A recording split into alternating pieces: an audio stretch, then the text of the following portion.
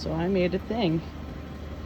I'm gonna modify it, but instead of paying like 250 bucks for a Lagun table mount, I just got some galvanized pipe and some fittings, and I made this and attached it to the Pottoman.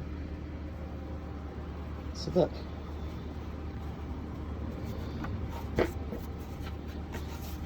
Moves.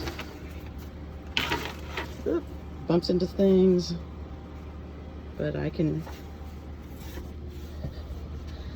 sit here. It's attached. That's a bicycle clamp to keep it in place. I can move it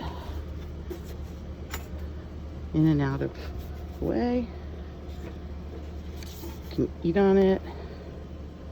Can use my computer. And it easily comes off. Let's see. Take it off. Hope this doesn't fall off one-handed.